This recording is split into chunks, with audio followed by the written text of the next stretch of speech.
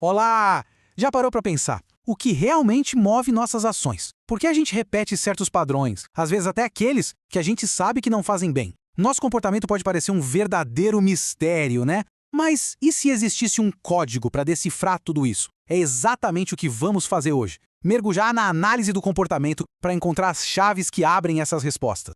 Para começar, vamos conhecer a Marina. Aos 56 anos, ela se sentia presa numa tristeza que não passava. E isso, claro, afetava a saúde, o casamento, a família inteira. O desejo dela, como a gente vê aí, era simples, mas ao mesmo tempo profundo. Ela só queria sentir a alegria de viver de novo.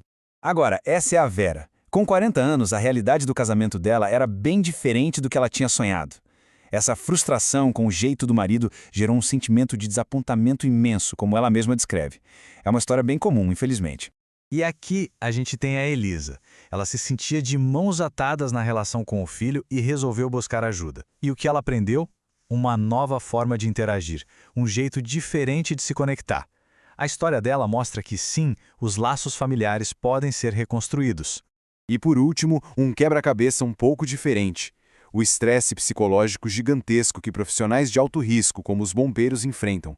Como será que eles lidam com o trauma, com a pressão diária de salvar vidas? É um peso enorme. Marina, Vera, Elisa, os bombeiros... Cada história dessas é um quebra-cabeça humano, cheio de complexidade. A grande pergunta é, por onde a gente começa a juntar essas peças para entender e, quem sabe, ajudar? A resposta, olha, pode ser surpreendente. Ela exige que a gente olhe para o problema de um jeito totalmente novo. E vamos entrar de cabeça nessa mudança de perspectiva. Por muito, muito tempo, a gente foi ensinado a procurar as causas das nossas ações dentro da gente. Nos pensamentos, na mente. Mas a análise do comportamento chega e propõe uma virada radical. E se as respostas mais importantes estivessem do lado de fora, no ambiente? Historicamente, a explicação era sempre essa, né? A causa de tudo estaria dentro de uma mente misteriosa e inacessível. O behaviorismo radical do B.F. Skinner fez uma proposta ousada. Em vez de ficar tentando adivinhar causas internas que ninguém vê, ele disse, vamos focar no que a gente pode ver, ou seja, na interação entre a pessoa e o seu ambiente. A pergunta muda de o que se passa na cabeça de alguém para o que está acontecendo ao redor dessa pessoa. E essa frase do Skinner, nossa, ela resume tudo de forma brilhante. A gente não é só um receptor passivo das coisas. Nós agimos no mundo, o mundo reage à nossa ação e essa reação do mundo acaba nos moldando. É uma dança, sabe? Uma via de mão dupla o tempo todo.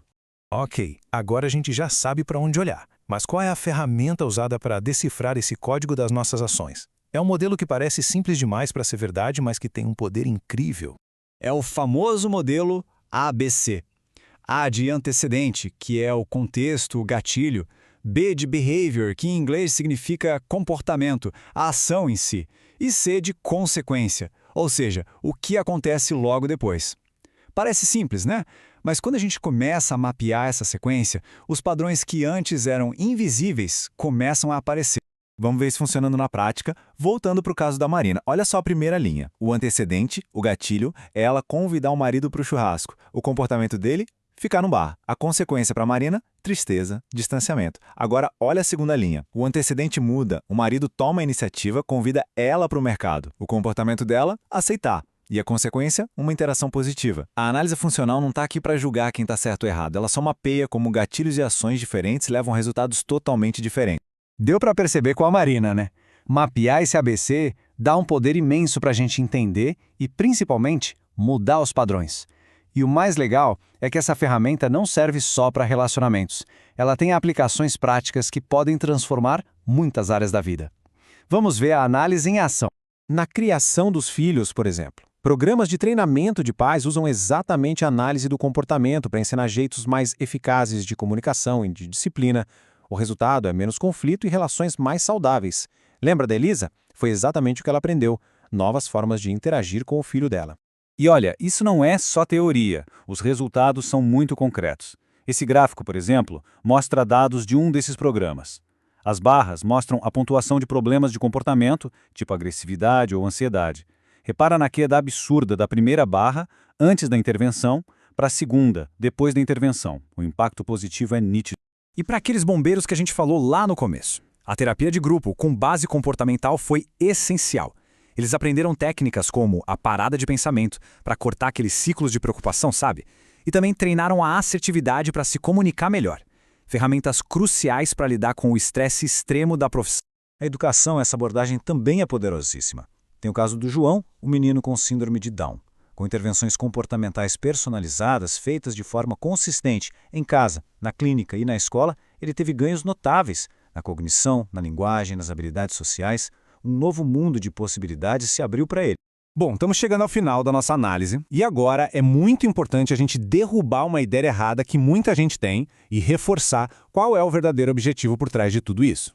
Existe um mito antigo chamado substituição de sintomas. É aquela ideia de que se a gente elimina um comportamento ruim, vai aparecer outro pior no lugar. A análise do comportamento mostra por que isso não é verdade. O foco não é só parar uma ação, mas entender a função dela. Por exemplo, se uma criança faz birra para conseguir atenção, não adianta só brigar por causa da birra. O caminho é ensinar uma forma mais saudável de pedir atenção. Quando a gente entende a função, a gente pode ensinar uma resposta nova para alcançar o mesmo objetivo.